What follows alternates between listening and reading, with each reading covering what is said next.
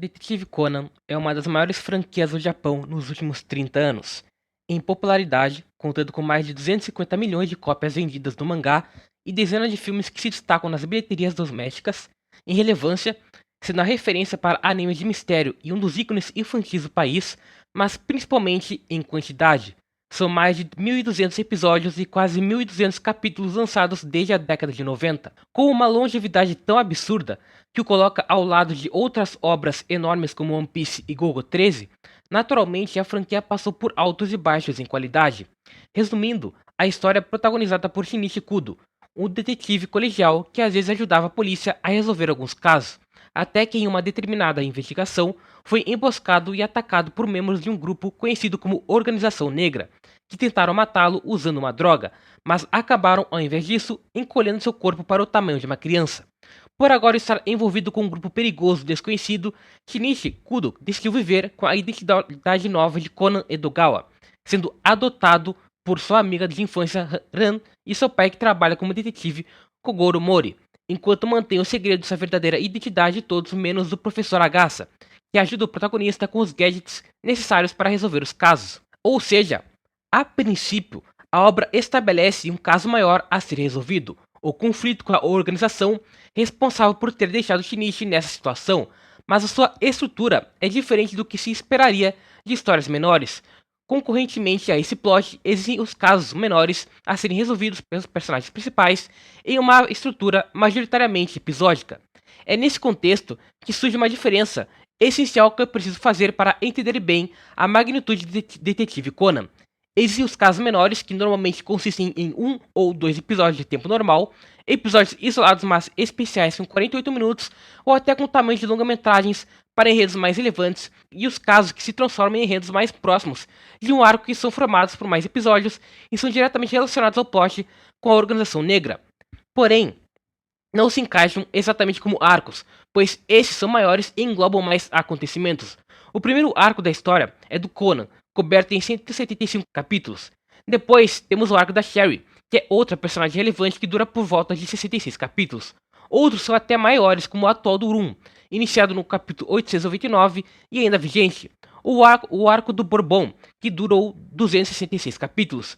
Isso acontece porque são arcos determinados pelos personagens principais que englobam diferentes casos menores. Então, em um crime que parece isolado, o Gosho coloca migalhas de informação sobre o Bourbon, depois em outro adiciona mais camadas para as diferentes possibilidades de sua identidade. É algo feito gradualmente até chegar nos momentos cruciais que cobrem mais episódios, como eu disse anteriormente. Então, nesse contexto, é difícil dividir os melhores momentos de Detetive Conan com base em arcos. No anime é mais difícil ainda, considerando o fato de quase 50% dos episódios serem fillers. Inclusive, isso pode ser péssimo para a maioria, mas eu acho apenas parcialmente. Conan é uma obra que não precisava ser tão grande quanto é em sua adaptação, mas a ideia de inserir fillers como casos menores é importante para a estrutura ideal da obra. Situações mais isoladas são importantes para desenvolver mais a relação dos diferentes grupos de personagens dos quais Conan faz parte e também de outros personagens secundários que são introduzidos e muitas vezes não possuem tanta oportunidade de destaque nos casos mais relevantes para o plot principal, além de ser interessante para dar um senso de maior distância e progressão na linha do tempo. Em suma, para demonstrar as principais qualidades que eu vejo em Conan que fizeram eu me tornar um fã da obra, eu vou comentar sobre os casos, sejam menores, sejam diretamente importantes para a Organização Negra, não necessariamente sobre os arcos. Cada um deles demonstra valências diferentes que evidenciam o quão rico Conan é como uma obra sobre solucionar mistérios. Obviamente esse vídeo vai ter spoilers, assistam por sua conta e risco. Eu me rendi a Detetive Conan desde o primeiro episódio, por ser o meu primeiro contato realmente sério com uma história nesse estilo de resolver mistérios episódicos. Eu era mais facilmente impressionável com o funcionamento desse gênero, mas o primeiro caso que me fez genuinamente perceber que eu estava prestes a assistir um anime muito bem escrito e que me marcaria foi o caso do Moonlight Sonata Murder, episódio 11 e um dos primeiros a ter 48 minutos. Esse caso é um exemplo das habilidades do Gosho em estruturar situações de crimes e mistérios efetivamente mesmo em pouco tempo, utilizando diferentes facetas para dar maior profundidade ao enigma a ser resolvido pelos personagens e pela audiência. Antes de comentar sobre isso, algo legal que é bem executado aqui é a dinâmica entre Kogoro e Conan. Por Shinichi agora estar no corpo de uma criança, ele não pode simplesmente sair por aí trabalhando com a polícia para resolver os crimes. seria suspeito demais uma criança inteligente e madura nesse ponto. Então ele precisa sorrateiramente usar a posição como detetive de Kogoro para estar presente nesse caso e participar. Nesse episódio mesmo, ele é chamado por meio de uma carta para ir até a ilha onde o assassinato vai ocorrer, gerando uma dinâmica em que o Kogoro fica se achando por supostamente resolver os mistérios, enquanto na verdade é Konan que resolve. O Kogoro tem esse ego inflado de achar que ele é muito popular e competente, gerando cenas engraçadas, como nesse episódio em que ele é confundido como um astronauta. Além disso, esse caso demonstra como o Gojo é competente em dosar essa comédia com a progressão do caso. Um dos elementos mais relevantes para descobrir o assassino e resolver as incongruências geradas na cena do crime é o sangue. O assassino leva Konan e os outros a crerem que uma das mortes aconteceu há pouco tempo, usando um pedaço em branco de uma fita cassete, gerando álibis para o suspeito que nesse período de tempo estaria acompanhado. Mas na investigação dessa cena, o Kogoro tem um dos seus surtos com Konan por ver o protagonista só como uma criança intrometida em assuntos sérios de adultos e acaba o empurrando sem querer em um desejo de sangue que teria sido deixado pela vítima antes de morrer. Essa cena é tratada como cômica por Konan estar sujando uma evidência do crime, mas posteriormente se torna relevante pelo personagem principal perceber que, ao cair no sangue, ele estava seco o suficiente para o desenho não ser afetado, significando que não poderia ter sido feito tão recentemente como era indicado pela fita. Ou seja, uma gag boba entre Konan e Kogoro ajudou a progredir a investigação, sem também atrapalhar o tom mais sério que esse episódio possui, pela carga dramática posteriormente revelada. E por último, essa relação serve para mostrar uma maior progressão na atividade de Konan como detetive. Um dos defeitos da franquia é não ter uma passagem de tempo tão coerente. Em 1160 capítulos lançados em 32 anos, até onde eu sei não se passou nem um ano completo. Algo absurdo se considerarmos a quantidade de casos resolvidos pelos personagens.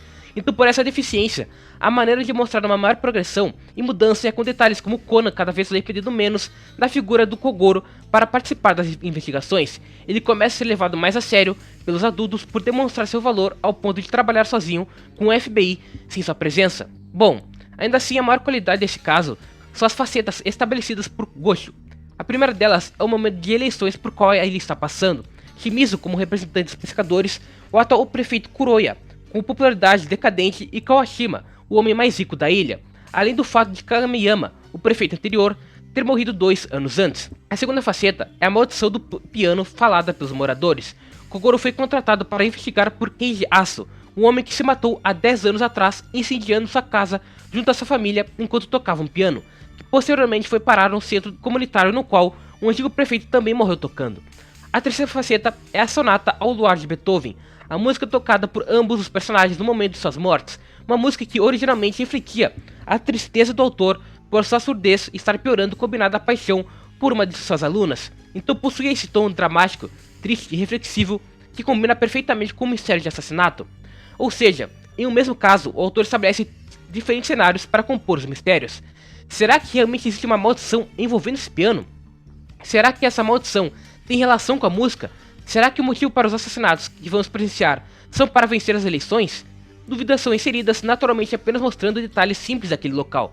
Para criar um bom mistério, o autor precisa desenvolver situações que gerem dúvidas nos espectadores, mas também gerem pistas o suficiente para depois serem resolvidos. Justamente o que o Gojo faz tão bem nesse caso. Por exemplo, posteriormente descobrimos mais sobre o Nishimoto, um homem comum, mas que era rico repentinamente após a morte de Keiji, se tornou mais isolado e com medo de alguma coisa. Além de ser amigo do prefeito atual, ele era o primeiro personagem a reagir das formas mais suspeitas às situações envolvendo os assassinatos. Existe uma construção para nos levar a crer que ele é o assassino, para então o autor quebrar as nossas expectativas com a morte do personagem. Porém, ele não quebra imediatamente, porque ainda poderíamos imaginar que ele cometeu isso por não aguentar mais a culpa de ser o assassino, mas isso também é quebrado ao revelar que foi uma morte simulada, uma vez que foi por enforcamento, mas não havia nada para o personagem se apoiar. O autor te conduz a caminhos falsos, mas nunca sem deixar a oportunidade para você entender o que realmente está acontecendo. A maneira como Gojo utilizou o piano, as partituras e outros detalhes para construir o mistério mostra sua criatividade para criar tantos casos nos últimos 30 anos. O assassino, ao matar, deixa partituras espalhadas por papéis ou até desenhos feitos com sangue, como se estivesse deixando uma mensagem. Para entender essas mensagens, quando descobre que elas são baseadas nas notas correspondentes a determinadas teclas do piano que possuem letras do alfabeto. Então cada nota desenhada em partes através de cada fragmento deixado pelo assassino está construindo uma mensagem. Ao mesmo tempo, esse assassino utilizou a inversão de fitas para enganar nas pessoas sobre o tempo passado em cada assassinato, como citei antes. Então, por exemplo, eles encontram o segundo personagem morto supostamente às 6h30, porque era indicado pelo tempo passado na fita, assim dando álibi para todos que estivessem acompanhados por alguém nesse momento, impossibilitando a suspeita, quando na verdade, invertendo a rodagem da fita, os minutos passados ganhariam outro significado, consequentemente eliminando esses álibis e revelando que o assassino deveria estar entre pessoas que não estavam acompanhadas por alguém antes desse horário. E o mais inteligente é que o anime nos dá uma dica muito óbvia sobre isso bem antes de ser revelado, quando em uma das fotos tiradas da cena do crime vemos que é um botão aceso perto do pescoço do morto. Sem pensar no todo, parece só um detalhe conveniente do momento, mas na verdade representava a ativação da inversão da fita. É um nível de detalhe absurdo. Mais criativo ainda é como o Gosho encaixou crimes diferentes em uma mesma situação, porque além dos assassinatos estava acontecendo um tráfico de drogas por meio do uso daquele piano, que convenientemente havia sido adquirido por centro comunitário para esse motivo. Hirata, que era secretário do prefeito, alguém aparentemente amigável e que falava temendo sobre a maldição do piano, secretamente participava do tráfico de drogas usando o objeto. Como Conan descobre isso? Simples. Durante uma das investigações, ele volta pro centro e pega no escuro duas pessoas aparentemente brigando, com uma delas quebrando o vidro da janela e fugindo. Essa suposta briga havia acontecido por um desentendimento sobre negócios e o fugitivo era o próprio Hirata, que no desespero quebrou o vidro e consequentemente machucou a sua mão. Só descobrimos quem era bem depois, mas imediatamente após o ocorrido, o personagem aparece do nada com faixas na mão. O detalhe necessário para nós e Conan entendermos que era ele quem estava fugindo, além de também estar com restos de pó branco na sua mão enfaixados deixados por quando pegou a mercadoria do piano secretamente. Naturalmente, colocar dois crimes diferentes com culpados diferentes em uma mesma situação é uma tarefa complexa, mas o Gosho fez algo que tornou melhor ainda: conectar esses dois crimes. Em idas e vindas, tivemos motivo para acreditar que alguns dos concorrentes a prefeito eram culpados. Até desistimos da ideia por terem morrido, mas depois mais uma vez fomos surpreendidos ao entender que esses assassinatos só ocorreram por vingança da morte do Keiji, há 12 anos atrás, que só aconteceu pelo personagem participar do negócio de tráfico usando o piano junto aos candidatos na época. Desistir disso por não aguentar mais e ser morto por eles com medo do segredo ser descoberto. Por isso, o Nishimoto parecia com medo de tudo, mesmo não sendo culpado pelos assassinatos do presente, e por isso que a verdadeira culpada por tudo passou tão facilmente despercebida por nós, a doutora Narumi. Ela era a personagem menos suspeita por sempre estar examinando os corpos e ter apresentado tudo da ilha para os protagonistas. Claro que também existe a tendência de suspeitar daqueles personagens que são bonzinhos demais, mas era difícil por ela também estar presente com eles quando supostamente o assassino tinha aparecido no centro comunitário, quando acamparam justamente para ver se eles iriam ao local. Teoricamente isso inocentava a personagem, mas na verdade não era o assassino, e sim o Hirata, que ia até lá para o tráfico. Ou seja, tudo foi feito harmonicamente para dificultar a solução do caso, ao mesmo tempo que tornava ele mais verossímil. Narumi era a verdadeira assassina e secretamente o filho de Seiji, que não estava presente na casa quando ela foi incendiada. Ela chamou Kogoro, em nome de Keiji, como representação de sua vingança e deixou pistas através de mensagens, por também querer ser pega pelos seus crimes. Logicamente, esse caso é extremamente bem arquitetado, considerando que tudo foi feito em apenas 48 minutos, ainda mais considerando que nenhum daqueles casos diretamente relevantes para a organização negra que são mais complexos, mas a cereja no bolo que tornou ele tão especial não é na lógica ou na criatividade em estabelecer diferentes facetas que tornaram ele mais completo, está na conexão emocional criada entre nós, os protagonistas e o culpado. Foi a primeira vez em Detetive Conan que estivemos diante de um assassino que não era uma pessoa realmente má e deturpada, era um garoto que cresceu secretamente como garota, criou uma vida como médica, era atenciosa com pessoas de fora da ilha, mas no fundo guardava uma mágoa e rancor, justificado contra os assassinos de seu pai, que morreu por querer fazer o certo. É fácil prender ou simplesmente condenar o culpado quando ele age como vilão, mas ela até mesmo fez tudo para deixar pistas de ser pega pelos crimes. Decidiu morrer ao lado do piano em um incêndio por não aguentar o peso do que ela cometeu. A sua morte, em paralelo à morte de seu pai, é dramaticamente perfeita e um dos momentos mais emblemáticos sobre a moralidade da série. Nem todo assassino é um vilão, ao mesmo tempo que nem todas as pessoas boas são inocentes de crime. Praticamente, todos os envolvidos tinham alguma sujeira. É um baque especialmente para o Conan, que iria lidar com situações como essa, nas quais se apegaria aos culpados ao invés de simplesmente de prender e julgar eles como sempre. Em mais de 1000 capítulos, pouquíssimos momentos conseguiram ter um impacto tão severo nas atitudes do personagem como esse, que aconteceu bem no início. Mas Detetive Conan não se destaca apenas por ser ótimo na construção lógica e emocional dos casos. também se destaca em criar personagens icônicos. Sinceramente, se eu tivesse que responder qual é o personagem mais marcante da obra, eu teria dúvida se a resposta seria o protagonista, porque no episódio 76, o anime apresentou o que viria a ser o maior rival do personagem principal, Kaito Kid. Eu amo o Kaito, ele foi o primeiro ladrão a realmente ser mais aprofundado e a ser competente o suficiente para competir com Conan. Antes todos eram aqueles pouco duradouros, de casas menores, ou a organização que não são simples ladrões. Além de ser um personagem naturalmente marcante por sua aparência de mágico, bem parecido do cheiro de Sailor Moon, inclusive. Ele possui uma vestimenta própria que chama atenção, junto com sua personalidade sagaz, às vezes irônica e como um showman. Ele é tão confiante de suas habilidades como criminoso que fazia tudo para criar um show em torno dos seus roubos, se apresentando de maneira icônica, provocando as pessoas, fugindo com estilo. Tudo isso foi diretamente inspirado em outro personagem que se define por ser icônico, o Lupin III. Tal qual sua inspiração, Kaito enviava cartas para os proprietários sobre seus futuros roubos, uma maneira de se introduzir e chamar a atenção para sua figura. Ele literalmente tem o apelido de Lupin dos tempos modernos, por isso e por ser tão bom nos roubos ao ponto de se tornar popular e um símbolo para os jovens. Do mesmo jeito que Lupin, uma de suas principais habilidades é em se disfarçar. Ele é ótimo usando máscaras, se disfarçando como o marido da mulher que estava com o item que seria roubado nesse episódio, ou até como Uran. O Kaito é imprevisível ao ponto de Kono mal ter percebido que não era ela de fato e sim seu inimigo disfarçado, por ele incorporar muito bem seus alvos e por ser imprevisível ao ponto de qualquer detalhezinho acontecendo em cena precisar de atenção e distrair as pessoas de seus verdadeiros movimentos.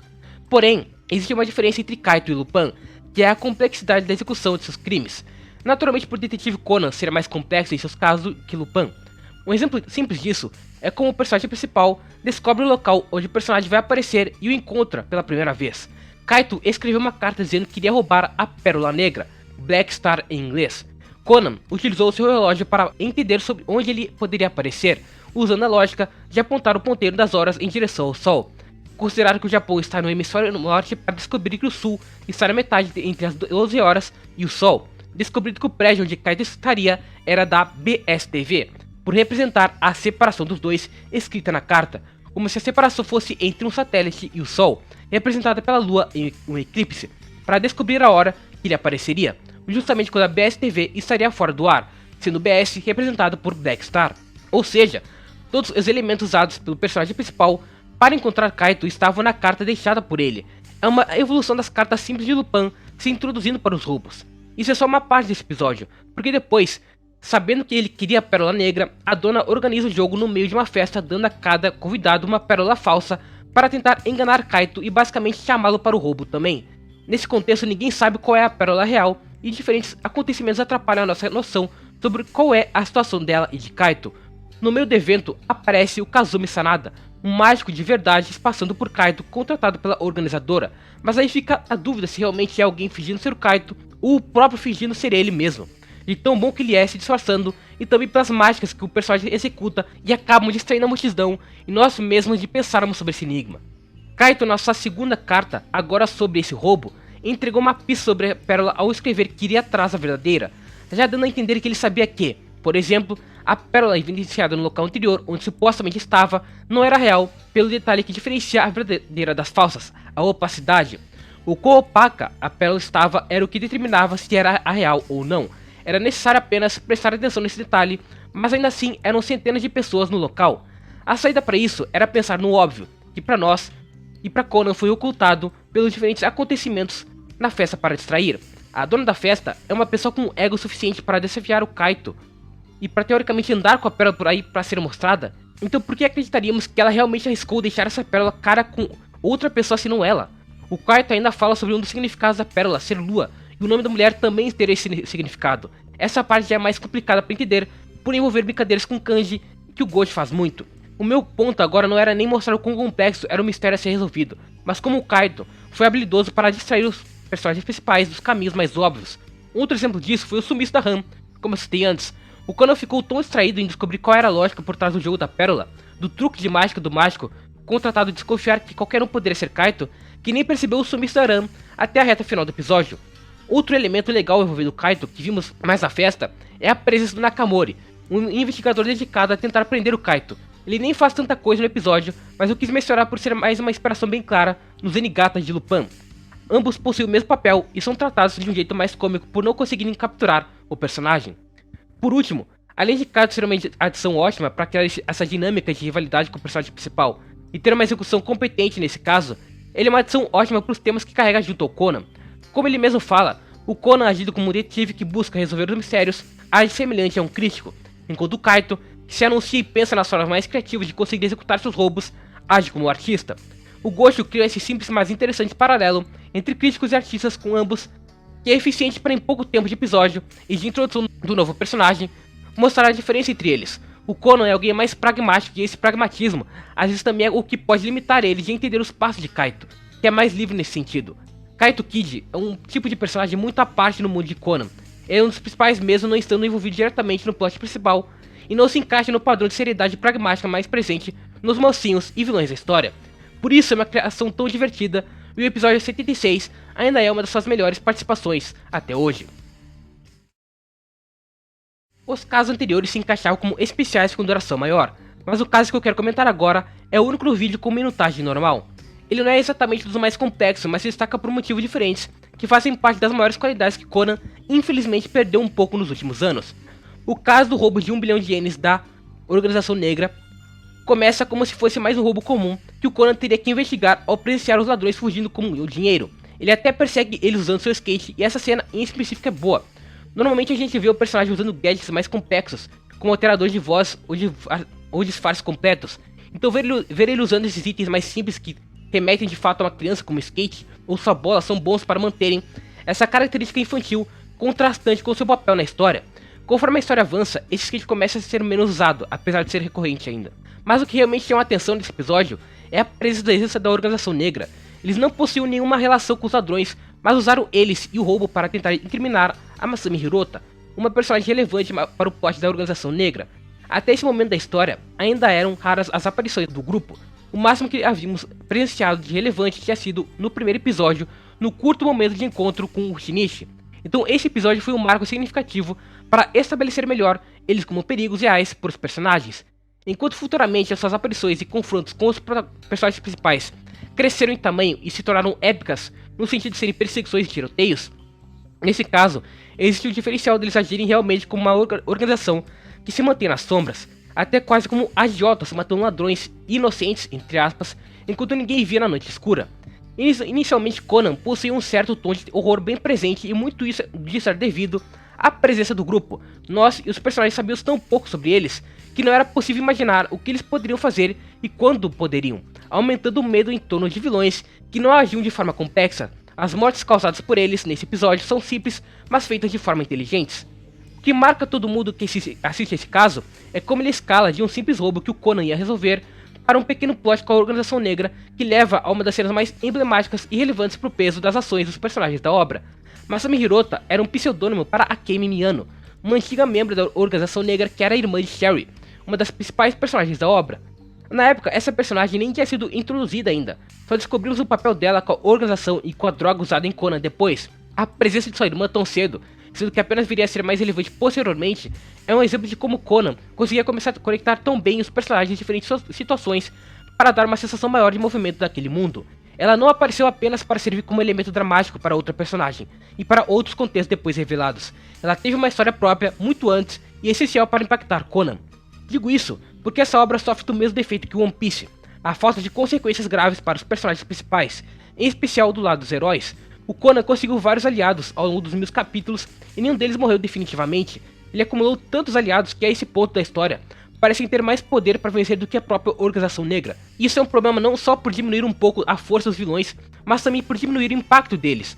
Como o autor quer que eu tema tanto eles como queria inicialmente, se eles não conseguem matar ninguém. Por isso, a presença da Kemi nesse episódio foi tão importante. Foi uma das raríssimas vezes que uma personagem muito relevante para o plot principal foi morta no presente da história. É até difícil de acreditar que vendo pela primeira vez. Você acredita que o Conan vai chegar a tempo de impedir Gin e Vodka, mas chega apenas para ver seu corpo estirado no chão, com sangue ao redor. E é mais impactante ainda sabendo que aconteceu de forma isolada.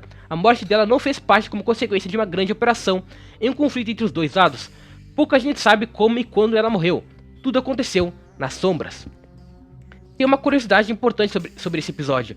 Originalmente, no mangá, Akemi Miyano é morta por Gen ao final do caso do assassinato da caçada à pessoa estranha, dos primeiros 16 capítulos, sendo encontrado por Ran e Conan nos seus últimos momentos. No anime, não aconteceu da mesma forma, pois achavam que a série não teria popularidade suficiente para durar por tanto tempo. Quando perceberam que a série continuaria, tiveram que fazer esse episódio para remandar tudo. Apesar disso, eu particularmente não senti estranheza assistindo o episódio pela primeira vez. Tenho saudades da época que a Organização Negra seguia mais literalmente o seu nome nas suas ações e também passava mais respeito, medo e ameaça para os personagens principais. É um episódio único quando olhamos pro todo e percebemos que suas aparições se tornaram mais megalomaníacas com o tempo. Ainda falando sobre a Organização Negra, o próximo caso que eu quero comentar envolve uma reunião dos personagens com Gin e Vodka novamente. No episódio 176 ao 178, o anime foca em mostrar como a Ehabara estava sendo afetada por pesadelos com a organização. Ela é a irmã de Akemi que mencionei anteriormente, uma antiga cientista responsável por trabalhar no desenvolvimento da droga testada em Conan, que fugiu e também acabou sofrendo os efeitos da mesma, sendo considerada uma traidora e perseguida pela organização por boa parte da obra. Esse caso serve como uma finalização ao seu arco de introdução à série. Eu acho ele particularmente interessante, mais uma vez, pela maneira como Gojo retratou os vilões. Antes, eles agiram nas sombras como assassinos frios e secretos. Agora o autor decidiu retratar um lado semelhante, mas mais puxado ainda para o medo da imprevisibilidade que eles possuíam. Esse grupo possui tantas informações que a qualquer momento a personagem sentia que poderia se encontrar com eles, gerando esses pesadelos até de fato ela e Conan encontrarem eles na rua. O anime faz questão de mostrar os personagens muito da perspectiva de Conan e Haibara, à distância, para criar essa sensação de estarem perseguindo os protagonistas nas sombras e também a dúvida de se de fato sabiam as suas localizações ou era apenas uma coincidência. Junto a isso, esses episódios exploram um aspecto importante para definir a Haibara desse início, que é o medo que a personagem tinha de trazer desgraça aos outros. Ela indiretamente trouxe tragédia para a vida de sua irmã, então tinha medo que o mesmo acontecesse com Conan e seus amigos da escola, que começaram a fazer parte da sua nova vida secreta. A Organização Negra mataria qualquer um que tivesse relação com a Haibara para exterminar toda a sua existência. Então existia esse conflito de querer fugir e viver sozinha para evitar isso, ao mesmo tempo que ela precisava de aquelas pessoas para viver bem. Não aguentaria um confronto solitário contra um grupo inteiro tão bem organizado. Como todo episódio de Conan, ainda existia um caso a ser resolvido. Agora os personagens suspeitavam que um membro secreto da organização iria cometer um assassinato em um evento. É importante destacar que eles ativamente foram de encontro com essa possibilidade para descobrir mais sobre a organização. É diferente de outras situações vistas anteriormente, que a organização ia até eles. Além de ser mais por vontade de Conan do que da Haibara, justamente pelo medo da personagem. Mostra como Conan queria descobrir mais sobre o grupo, ao mesmo tempo que queria ajudar sua nova amiga. Enfim, um homem assassinado pela queda de um lustre enquanto as luzes foram apagadas para nem eles nem o inspetor Meguri chegarem a tempo de impedir. Como era uma festa cheia de pessoas, o primeiro passo de um bom detetive é achar um elemento para delimitar o número de suspeitos. Nenhum crime é perfeito, então Conan acha um lenço roxo caído no meio do salão que era usado como forma de identificação para os convidados. Apenas 7 pessoas possuíam um lenço roxo. Mesmo que a resolução desse caso não seja o principal motivo para eu citá-lo nesse vídeo, ainda acho bem interessante como ele é resolvido naturalmente. Esse lenço roxo não caiu à toa. Ele foi usado pelo criminoso para atirar no escuro e esconder qualquer faísca que pudesse atrair atenção, enquanto também utilizou um item que brilhasse no escuro e foi encontrado anteriormente caído na comida de outros dos suspeitos. É interessante como essa resolução e o que o Conan faz depois para confrontar a Organização Negra se assemelham em sentido de urgência. Vimos ele resolver outros casos tendo um tempo mais flexível para chegar às conclusões, mas agora ele precisava achar o culpado do assassinato para conseguir chegar até onde o membro dos vilões estava antes que a Haibara fosse morta por Gin e Vodka após ser capturado pelo membro secreto. Esse senso de urgência criou uma tensão interessante por parte dos vilões, diferente do que foi visto no episódio 128, porque agora ao invés do medo era a ameaça e o desespero causado por eles. Esse caso serve para mostrar a capacidade de adaptação da inteligência do Conan a situações de perigo como essa. As sacadas que o personagem tem para conseguir vencer depois o assassino são muito criativas, como colocar um alto-falante em uma caixa cheia de espíritos, um tipo de álcool, para atrair o inimigo a achar que tinha descoberto seu plano apenas para abrir a caixa, derramar o álcool e depois incendiar o local. Além da sacada genial de usar o Baigar, outro tipo de álcool para reagir à droga tomada pela Haibara, acelerar o metabolismo celular e fazer com que ela consiga temporariamente voltar ao seu corpo original e se esconder na chaminé. Não só são sacadas que utilizam bem o ambiente, como também são criativos para o personagem usar álcool para, entre aspas, derrotar a Organização Negra, que justamente usa nomes de bebidas para apelidar seus membros. É um detalhe bem legal. Em questão de lore, esses episódios também são bem relevantes, já que o anime introduz a possibilidade dos afetados pela droga voltarem aos seus corpos originais de alguma forma, mesmo que temporária. Ainda era algo novo para esse período da história, e o Gojo inteligentemente usou a droga que ambos tomaram também como meio de conectar mais a relação entre eles. Um meio para Haibara perceber que ela não estava sozinha nessa luta, porque o Conan passou pelos mesmos problemas. Também possui os mesmos medos, como vou me aprofundar mais no caso seguinte. É o desenvolvimento mais definitivo da relação desses dois personagens, por isso é uma ótima conclusão para esse arco. E claro, concluindo esse arco, o último episódio do caso termina introduzindo o novo personagem que irá ser o Senhor das Atenções, a Vermouth. Em pouco tempo mostrando a conversa entre ela, Jin e Vodka, o Gojo estabelece bem as principais características do personagem. Estar por trás dos planos, passando despercebida, ao ter dado o lenço utilizado no crime e conseguir se infiltrar nas sombras melhor do que todos na organização, por sua habilidade de disfarce e integração ao ambiente. Ela literalmente era uma das suspeitas presentes no evento e ninguém percebeu. As qualidades desse caso são uma extensão do anterior e alguns dos últimos resquícios dessa organização negra mais discreta. Desperate Revival é uma parte da história coberta do episódio 188 ao 193 e, diferente dos casos vistos até agora, abrange mais cenários de mistério a serem resolvidos que são conectados pelos temas trabalhados em sentido amplo. Os primeiros 2 episódios focam mais na perspectiva dos Detective Boys, um grupo de detetives composto por Conan e seus amigos da escola. Eu naturalmente já gosto desse início porque a presença desse grupo pro protagonista é muito importante. Evidentemente, a principal característica que diferencia eles de outros personagens principais, que também são detetives, é o fato de ser um jovem quase adulto no corpo de uma criança. Então esse contraste é criado junto às dificuldades e diferenças entre sua vida passada como Shinichi e sua nova vida como Conan. A partir disso, é importante que exista essa interação do Conan com os adultos ajudando nos crimes principais, mas também existem interações mais descontraídas seguindo temas de investigação, justamente através de seus amigos que nunca se envolvem nos crimes mais sérios e ficam com situações mais cotidianas. Desperate Revival coloca esses personagens que fazem parte do lado menor dos plots de Conan em uma situação muito mais séria, ao decidirem explorar mais uma caverna durante um acampamento e encontrarem um grupo de pessoas responsável por um assassinato, ficando presas sem saber a saída e tendo que fugir deles. Além de ser uma situação diferente para esses personagens, pelo perigo real, é mais ainda pelo fato do Conan ser atingido por um tiro e ficar majoritariamente incapacitado. Sendo mais inteligente, ele sempre servia como um guia para resolver os casos do grupo. Pela primeira vez, precisariam se virar sozinhos para resolver o problema, uma inversão de papéis nova para a obra. Por isso é um cenário interessante. Mesmo que a Haibara e o professor estivessem presentes, eles demoraram a perceber a situação. A condução dos três juntos, tentando resolver o mistério sobre qual caminho seguir para sair da caverna, tendo apenas um ovo como dica, também é divertido de acompanhar, porque segue exatamente a progressão de raciocínio que você esperaria de crianças interessadas em ser detetives. Primeiro, eles pensam que o caminho a ser seguido pode ser o quarto da fila porque dragão começa com a letra D e ela é a quarta letra do alfabeto. Obviamente seria uma resposta bem simplória para um enigma assim, e para piorar a situação, eles precisam resolver rapidamente para os assassinos estarem próximos vigiando a passagem que eles têm para os caminhos. A garota acaba mencionando que se o dragão fosse uma cobra, adoraria comer o ovo, uma simples menção por ter ouvido da sua avó, mas que levou a perceberem que dragão e ovo representariam os 12 anos representados por animais: cobra, dragão, coelho, tigre, vaca e rato. Até perceberem que o ovo poderia se aplicar a mais animais além da cobra e chegarem na verdadeira conclusão que o mistério envolve resolver kanjis. Ovo pode ser escrito como Tamanoko, uma forma de chamar o ato de apontar para o rei no shogi. Usando o ovo como localização do rei, os 5 caminhos representariam o general dourado, general de prata, cavaleiro, a lança. Um mistério simples o suficiente para ser resolvido por crianças não tão inteligentes quanto Conan, passa por diferentes caminhos complexos de raciocínio. Uma das características mais recorrentes em mistérios de Conan é utilizar os kanjis para brincar com as diferentes possibilidades de palavras serem formadas por eles. No fim, eles ainda são crianças, então são pegos pelos adultos e precisam ser salvos pela Haibara e professor que chamaram a polícia. Mas tudo isso, além de ser importante para dar mais destaque a esses personagens, serviu especialmente para criar uma situação em que Conan precisasse receber sangue de alguém para sobreviver, depois de ter ficado tanto tempo sangrando, o que leva a Aran a dar esse sangue e a Conan perceber que ela sabia o seu tipo de sangue por ter chegado na conclusão de Conan e Shinichi serem a mesma pessoa. Esse foi o primeiro momento na obra inteira em que Aran chegou a essa conclusão. Considerando que ainda não havia passado tanto tempo no mundo deles faz sentido, o Conan fez de tudo para não se entregar como Shinichi, mas ainda era esquisito ele aparecer logo depois de seu amigo sumir, sendo também alguém muito competente como detetive. Então, o anime cria um dilema importante para o protagonista, de finalmente contar a verdade para Aran e tirar esse peso do seu peito de ter que esconder sua identidade, finalmente podendo ter mais uma pessoa para ajudar ele nessa jornada para recuperar o seu corpo normal.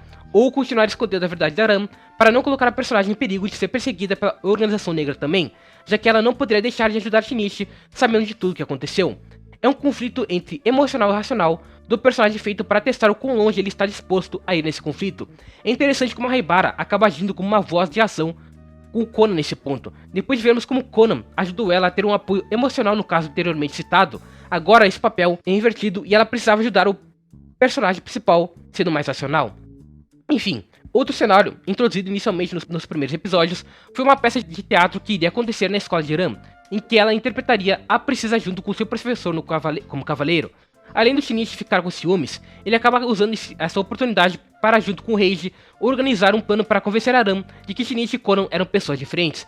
Como o Reiji é idêntico ao Conan, só que negro, ele literalmente se pintou de branco para se infiltrar na peça e assim se revelar para todo mundo como Shinichi, enquanto Conan supostamente estava junto com os outros assistindo a peça normalmente. Obviamente esse plano dá errado por acharem estranho a sua volta repentina, mas logo depois é revelado que o Shinichi verdadeiro estava disfarçado como cavaleiro na peça com a ajuda da Sonoko, amiga de Ran, para enfim se revelar e resolver o caso de assassinato que havia acontecido durante a peça no escuro.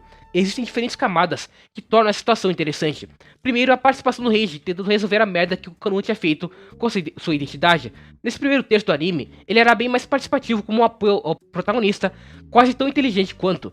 Segundo, a participação da Haibara se disfarçando como Conan. Isso é bem executado pelo Ghost, já que de fato os personagens têm traços de aparência semelhantes o suficiente para enganar, ao mesmo tempo que a Haibara ainda é mais branca do que o Conan.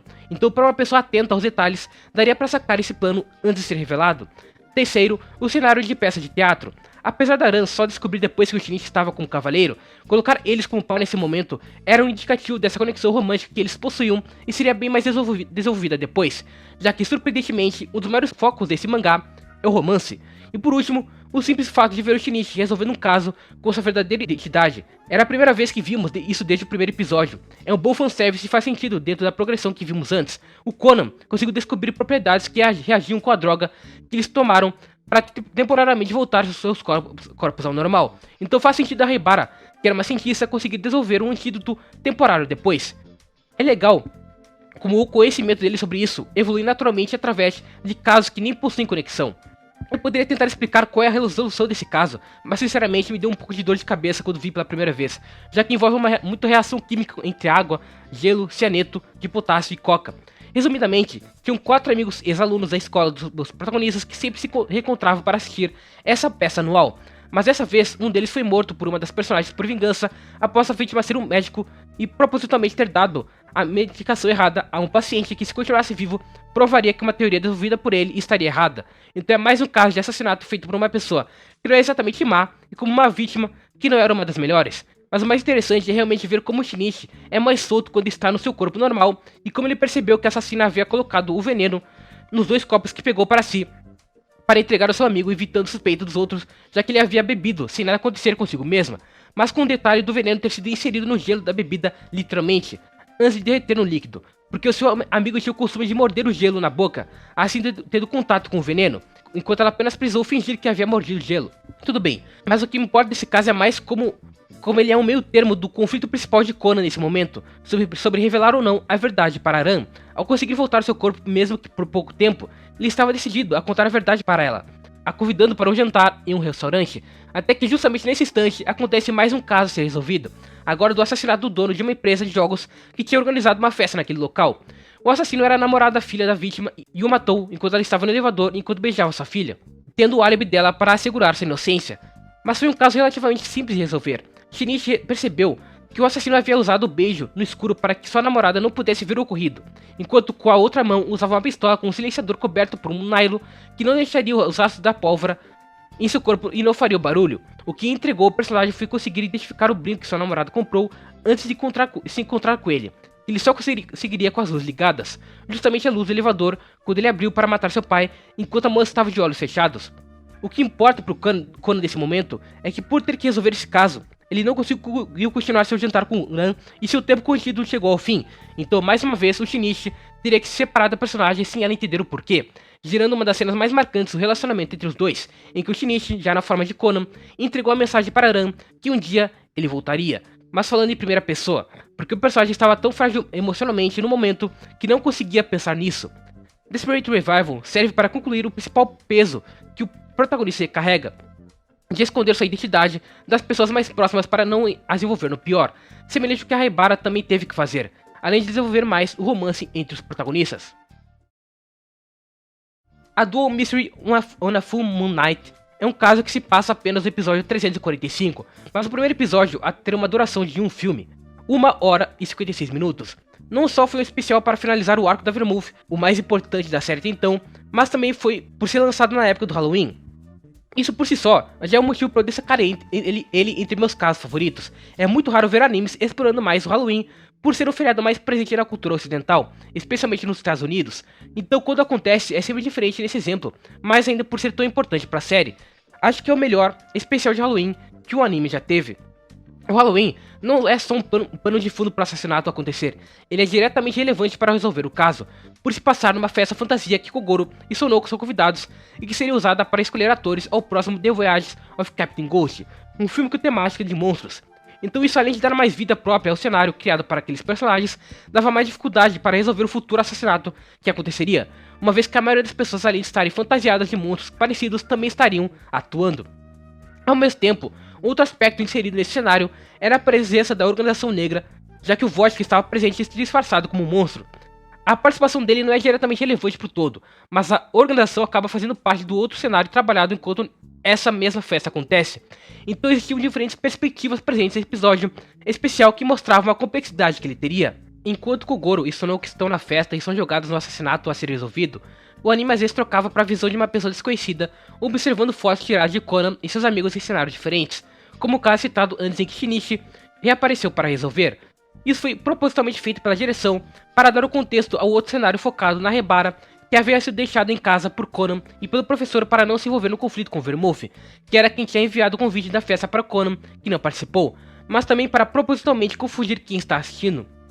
A vilã principal é a Vermouth, conhecida por ser uma mestre em disfarce tão boa ao ponto de ter fingido por anos ser Sharon Vineyard e Chris Vineyard ao mesmo tempo, sendo ambas mãe e filha.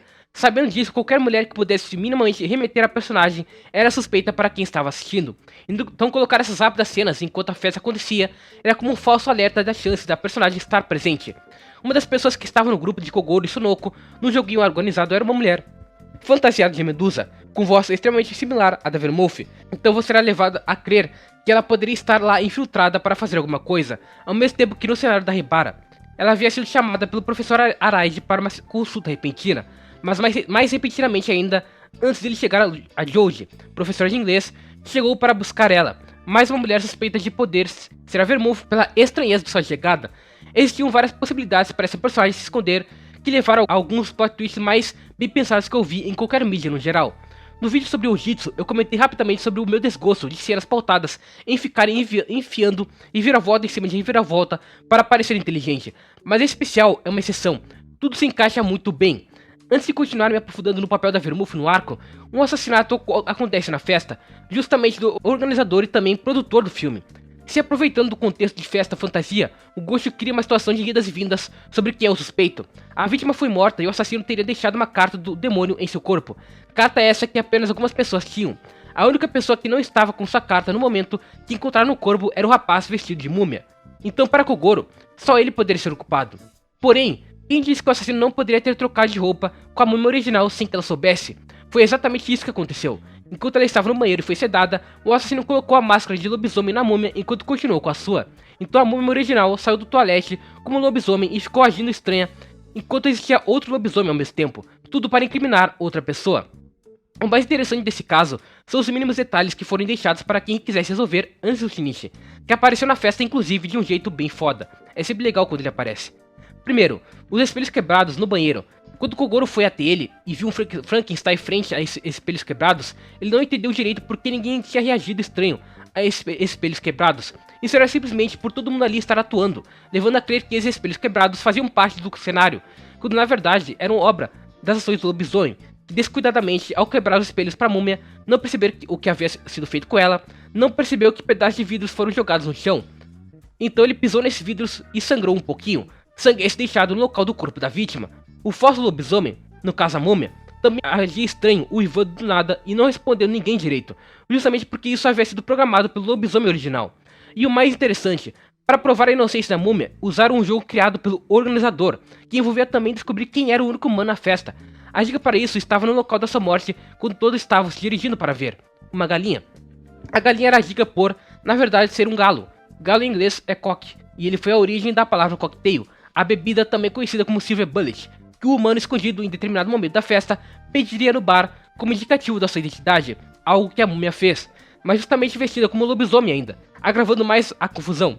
Isso é um exemplo de como Gosho conseguiu usar o cenário de Halloween para desenvolver mais um caso que não funcionaria em outro contexto. Tudo isso foi muito criativo e legal de acompanhar, principalmente pelas dúvidas criadas na nossa cabeça sobre o propósito e a conexão com o outro cenário que estava acontecendo. A festa era mais uma tentativa de Vermouth manter ocupada as pessoas convidadas enquanto ia atrás de Haibara, o que nos leva a mais uma série de plot twists envolvendo a personagem. Ela não era a Medusa disfarçada e nem a Joji, mas sim o professor Araide. Essa revelação se apoia em detalhes deixados em episódios anteriores que nem possuem relação com o caso desse especial.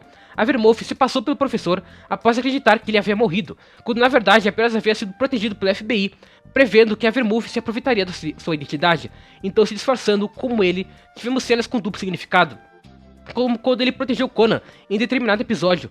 Antes fazia sentido por ser o professor Araide, mas agora descobrindo que era a Vermouth no seu lugar. Além de ser uma reviravolta, mostrou um pouco mais da moralidade complexo que a Vermouth tem em comparação com os outros vilões.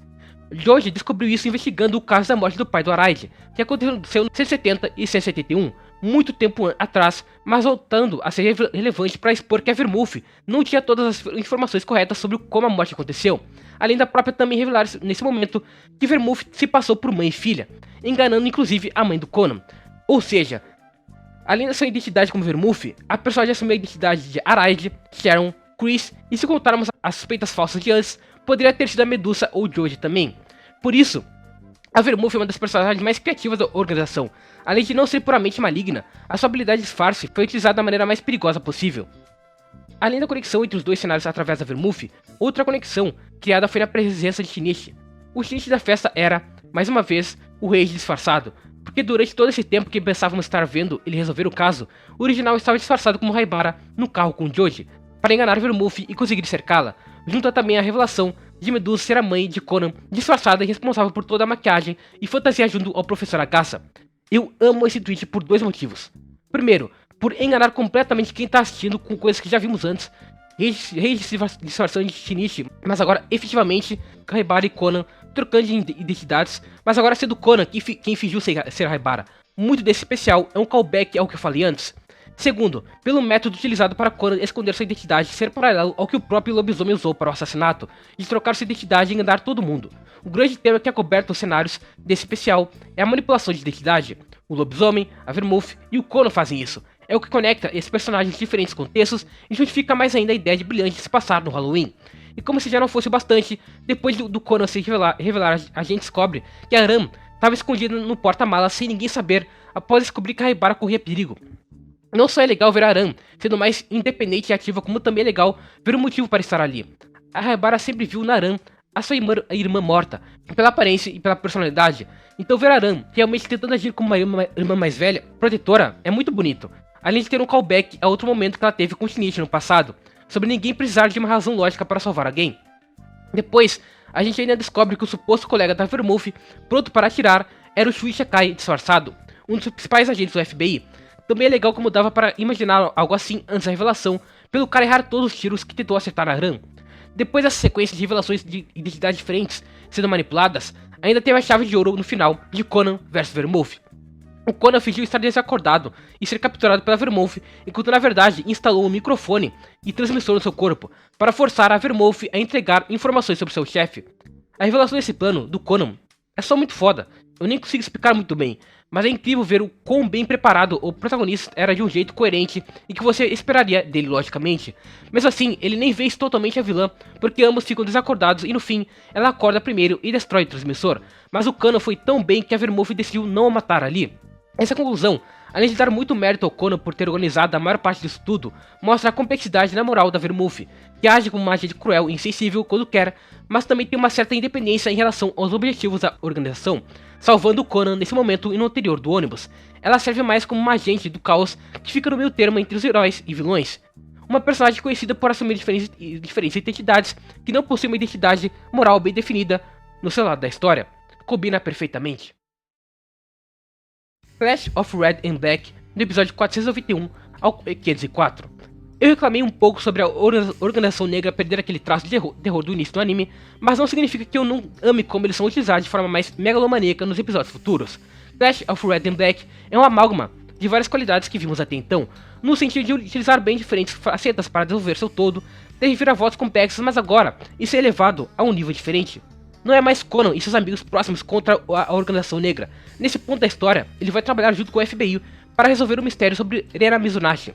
O caso começa com um simples golpe bancário. Os personagens foram de encontro com os maiores fãs da Rena, que era uma celebridade, mas antes de descobrir que sua mãe caiu no golpe organizado por alguém fingindo ser seu filho para roubar milhões da sua conta. É bem simples e rápido, mas eu gosto de como o Gosho mostra que mesmo em um mini arco, que vamos ver algo muito maior acontecendo, ainda existem casos menores envolvendo personagens menos relevantes, mas ainda importantes para resolver o caminho do mistério.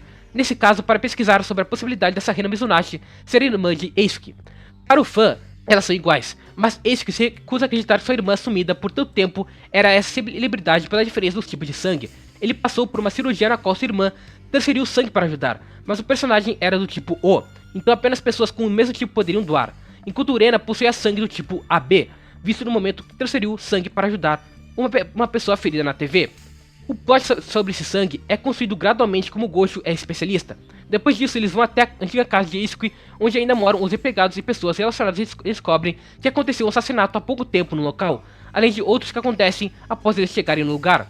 Eu particularmente não me envolvi tanto emocionalmente com os personagens, mas fui usado para reforçarem o fato da transferência de sangue feita para Eisuke, além de ter um caso interessante envolvendo uma suposta tentativa de auto-morte do pai da vítima morta, que foi forjada pela empregada da casa.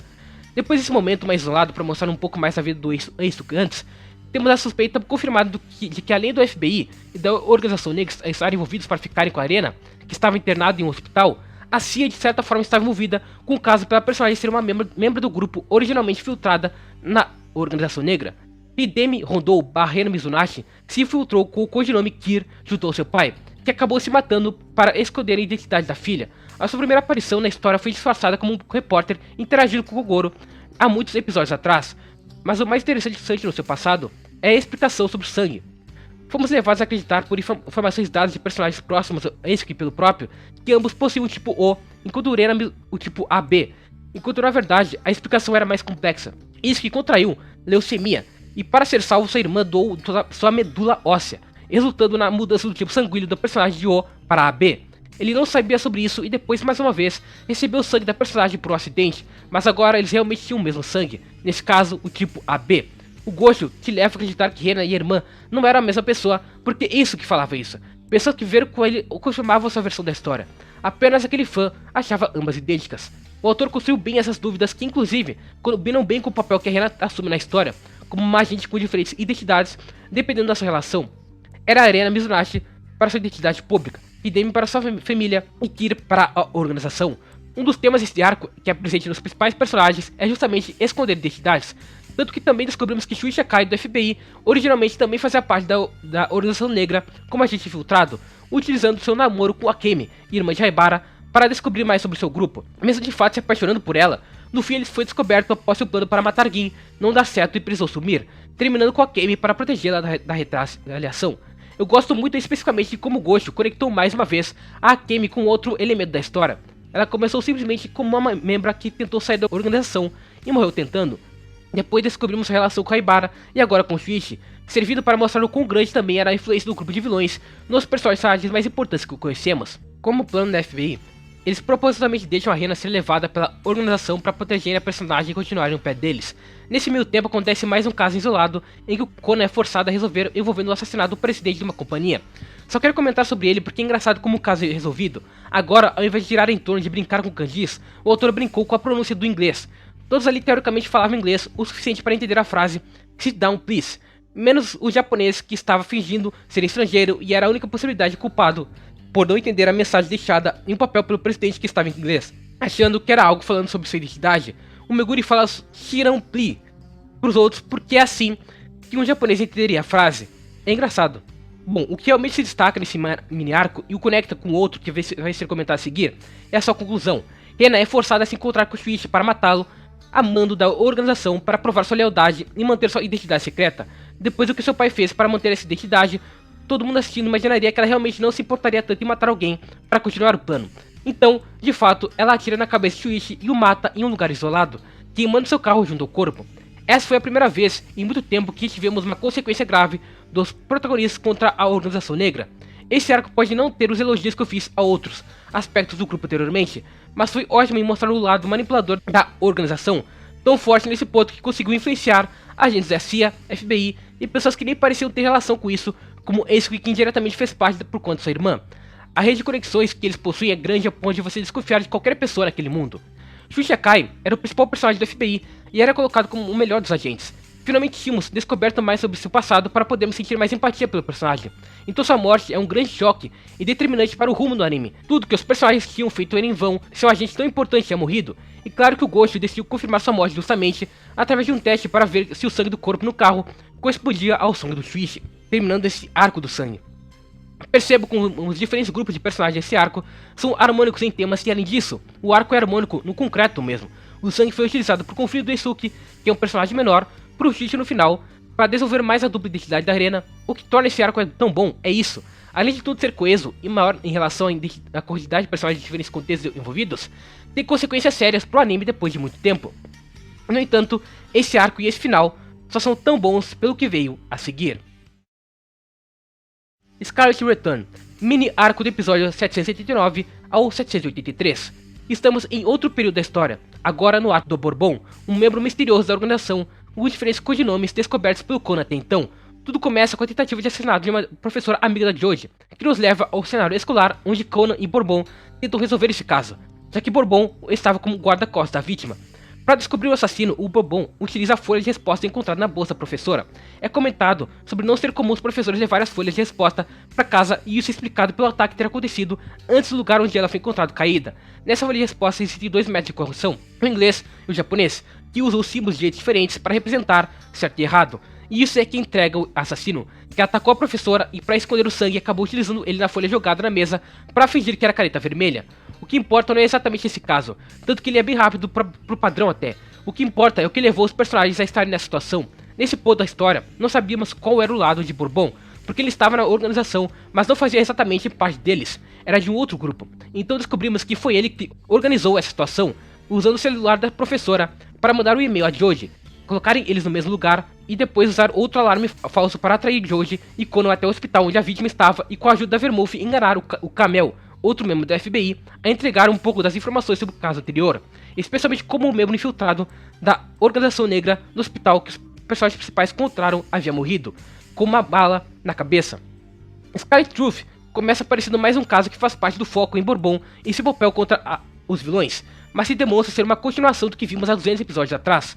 Bourbon consegue descobrir que um membro infiltrado dele se matou com uma bala na cabeça enquanto fugia do FBI e queimou seu carro, do mesmo jeito que ocorreu a morte de Shuichi. As impressões digitais utilizadas para coletar DNA do Shuichi, em comparado com o corpo encontrado no carro, eram de sua mão direita, sendo que o personagem era canhoto. Shuichi havia coberto sua mão com um adesivo ao tocar no celular de Conan, levando a cena em que eles derrubam um café mostrada nesse mini arco anterior. Para o professor Agassa, criar um dispositivo que jogasse sangue sem precisar de um tiro, que acertasse de fato o alvo, era fácil, e pensar que você iria tão longe. Essa foi a última frase dita por Shuichi antes de sua morte. Uma frase que fazia sentido com o que sabíamos. Ele não esperava que Rena fosse tão longe ao ponto de matar ele para manter sua identidade secreta, mesmo que no fundo se sentisse mal fazendo isso. Porém, essa frase ganha um novo significado com as informações que Bourbon descobriu. Shuichi poderia estar pensando sobre uma pessoa ter ido tão longe em sua previsão e no seu plano para salvar sua vida e a de Rena. Depois de 200 episódios do acontecimento, sem vermos mais nada sobre Shuichi Akai, Gosho revela que ele secretamente sobreviveu e estava disfarçado morando ao lado do professor Agassa. Shuichi Akai falsificou sua morte até mesmo para os membros do FBI. Seus companheiros eram mais confiáveis. Ele passou todo esse tempo vivendo uma vida falsa, escondido, até Bourbon descobrir. Apenas uma pessoa no mundo inteiro sabia sobre tudo isso e poderia ter organizado um plano tão imprevisível. Conan Edogawa. Bourbon/0 vai até o suposto endereço contar o que descobriu para quem ele acredita ser Shuichi disfarçado, apenas para descobrir que o verdadeiro estava participando da perseguição contra seus capangas feita contra Joji e Kamel. que estavam indo em direção ao local do acidente para confirmar suas suspeitas também. Não seria absurdo dizer que essa é top 5 maiores revelações da história dos animes, não só por Ghost ter ido ao longe ao ponto de esconder isso não só do espectador, mas de todos os personagens do anime, confiáveis ou não, mas também pela execução dessa revelação. Bourbon do nada começa a falar com um estranho sobre essa teoria que desenvolveu, enquanto Kamel e Joji também fazem seus comentários separados, indo em direção ao acidente, falando sobre coisas que não faziam sentido e possíveis explicações, dois contextos totalmente diferentes se completando para criar a linha lógica do plot twist. Enquanto a direção também construiu a revelação de tudo ter saído da mente do Conan, que estava na mesma casa ouvindo tudo de um quarto fechado e seu pai estava se passando por um Subaru enquanto o verdadeiro ajudava o FBI. Eu até poderia reclamar sobre ser uma morte falsa e no fim todo aquele peso dado ao arco anterior ser diminuído e isso ser ruim pro papel deles como vilões, mas isso não importa se a execução foi tão boa. A gente sabia que o Conan era muito inteligente, mas no ponto de organizar esse plano, o Twitch foi um novo nível. Ele teve que prever o cenário da morte de Twitch, o cenário disso ser descoberto por alguém depois, para se preparar para isso, e teve que ter inteligência emocional de não revelar para ninguém junto com o Twitch. É um nível de complexidade incrível, uma das maiores demonstrações de inteligência de um personagem. Sendo bem sincero, eu poderia dizer que esse foi o último grande momento da história em Detetive Conan. Não que tenha ficado um lixo depois, mas eu acho que esses dois mini-arcos juntos foram o ápice de seriedade que a obra alcançou em sentidos diferentes do que vimos em arcos passados. Tivemos o melhor do FBI, o melhor da CIA, o melhor de Conan, o melhor da Organização Negra em muito tempo. Depois disso, o foco da obra se desviou um pouco. Como eu disse, nos últimos anos, Detetive Conan deixou de ser uma história focada em resolver mistérios menores e no plot principal e começou a substituir boa parte do tempo dedicado a isso para focar em romance, mas especificamente comédia romântica. Um dos poucos exemplos positivos desse aspecto, sendo bem utilizado, foi Scarlet School Trip, nos episódios 927 e 928, com 48 minutos cada. Esse especial é bem curto e seu caso não é exatamente o melhor possível. Envolve um grupo de atores e produtores envolvidos em um filme que vão sendo assassinados um por um, enquanto o Ghost usa um certo misticismo nos assassinatos por estarem num templo cultural e o assassino usar a figura do Tengu, demônios do folclore japonês, para assustar e esconder sua identidade. Até acho que eles têm uma história interessante, porque existe o backstory do filme ser a adaptação de uma história escrita por um autor meio depressivo que queria ver seus créditos no cinema, mas acabou sendo enganado por eles e se matou por isso. Depois descobrimos que na verdade ele foi enganado pelos outros produtores, o grupo principal, que começou o projeto na faculdade e até mostrou para ele antes, tinham se esforçado para dar os créditos. Então existe esse desentendimento entre ele, que acabou tendo na própria vida, pela suposta traição, o desentendimento do assassino que também acreditava nisso e por esse motivo tentou matar todos, e o desentendimento do resto do grupo que não entendeu por que tudo aconteceu. Porém, não é isso que realmente importa. O que importa é esse arco ser o primeiro que vemos Shinichi e Ram agindo mais como um casal. Um pouco antes na história, ele se confessou para a personagem e agora eles tiveram a oportunidade de irem juntos para essa viagem escolar. Então é bem fofo ver depois de tanto tempo esses dois personagens terem a oportunidade de estarem juntos e com seus sentimentos correspondidos. É uma ótima recompensa depois de tanta coisa que o Conan teve que contar para chegar nesse momento. E ainda assim, ele tinha que se virar com o tempo limite do antídoto. Ainda tem um momento que o Shinichi acha que a Aran está traindo ele com o Okita, um samurai conhecido deles, mas isso é resolvido bem rápido, porque infelizmente Conan não é tão imbecil como outras comédias românticas. Inclusive, um detalhe muito legal é que esse Okita conhece a irmã do Yaiba, o protagonista do outro mangá do Gosho que ganhou anime recentemente. Então é uma referência a outra obra bem direta, é legal. Eu não tenho tanto a comentar sobre esses episódios, eles são mais legais e reconfortantes para quem assiste do que exatamente incríveis. Detetive Conan é aquele tipo de obra que atrai, na maior parte das vezes, fãs que estão mais interessados em encontrar histórias que sejam muito bem estruturadas logicamente, com um protagonista super inteligente que resolve tudo. Mas eu não acho que essa seja a maior qualidade da franquia. Claro, eu elogiei aspectos lógicos e de coesão de Conan ao longo do vídeo, mas mais do que isso eu elogiei o quão harmônicos são os casos em si e em conexão com casos anteriores que concretamente nem pareciam ter tanta relação. O que mais me interessa é a criatividade do autor em apresentar diferentes facetas para cada caso. No primeiro com a eleição, a maldição, a sonata do ar, o contexto da vingança. No segundo com o paralelo artístico entre Conan e Kaito, referência a Lupin e os crimes propriamente ditos cometidos pelo personagem. No terceiro com as diferentes funções que a Ken impulsiona na história. No quarto, com o assassinato propriamente dito, a relação entre Conan e Haibara, o confronto com a Organização Negra e a questão em torno da droga usada neles. O quinto com os Detective Boys, escola do Shinichi, restaurante que seu pai e sua mãe foram anos antes e também resolveram um mistério. O conflito de Conan sobre revelar sua identidade. O próprio romance com o Ram. O sexto com a manipulação de identidade na festa fantasia pela Vermouth pelo Conan. O sétimo com as diferentes identidades de Irena Mizunashi para cada relação. O caso do golpe bancário. O caso na casa de Esqui. o conflito direto com a organização, o oitavo continuando esse contexto, mas adicionando por bom, e o nono sendo essa mistura de comédia romântica com os casos padrões da obra. É isso que me importa na série, e também é isso que me faz preferir ela a outros semelhantes, a exemplo de Lupin. Detetive Conan faz um ótimo e equilibrado uso de seus casos menores com os casos maiores e mais significantes para os arcos que cobrem essas histórias. Eu não fico de saco cheio me sentindo enrolado por vários casos insignificantes, porque esses casos são mais usados para acalmar os ânimos e preparar o terreno para casos maiores que existem em grande quantidade, muito além do que eu falei neste vídeo. Infelizmente, Conan não é uma obra perfeita, semelhante a One Piece, sofreu pela longevidade com uma grande inconstância na qualidade nos últimos anos. Não vou falar como alguém tentando fazer uma crítica mais racional, falo como fã. Eu sinto que o Gosho se perdeu muito nos personagens secundários e no foco nos personagens secundários, porque antes eles eram introduzidos para de alguma forma agregarem o plot maior com a organização negra, como foi com o FBI, ou para agregar o cotidiano do Conan como os Detective Boys e o Rage, mas hoje em dia ele fica criando personagens só para fazer pares românticos e dar capítulos que quase inteiramente focados nesse lado de comédia romântica do mangá. O romance sempre foi presente de alguma forma com casais praticamente já definidos desde o início, mas não era um foco grande ao ponto de atrapalhar o que realmente importa, que são os mistérios. Atualmente o elenco está inflado de personagens descartáveis, por isso pelo medo do autor de matar personagens antigos e dar consequências relevantes.